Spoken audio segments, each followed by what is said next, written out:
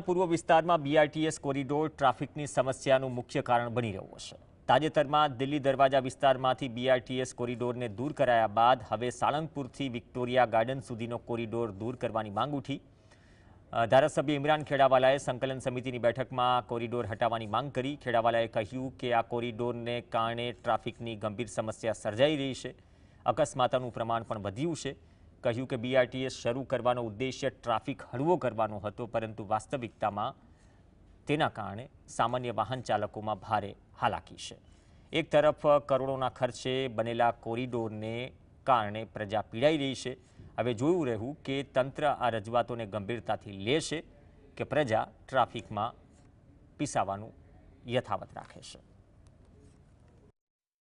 સાળંગપુર બ્રિજથી લગાવીને Victoria garden ત્યાં જે બીઆરટીએસનો જે કોરિડોર છે એને હટાવવામાં આવે, જેથી કરીને લોકોને અમદાવાદ શહેરના અંદર જે ટ્રાફિકની સમસ્યા છે લોકોને ભારણ ઓછું થાય। અને જે પ્રમાણે જે અત્યારે તકલીફ લોકોને સ્ટેશન પર જવાનું હોય છે, સ્ટેશનથી ત્યારે જે સિટીમાં આવતા હોય ત્યારે એમને ખૂબ તકલીફ હોય છે, ત્યારે બીઆરટીએસનું જે જંકશન છે તે હટાવવામાં આવે તેવી વાત છે।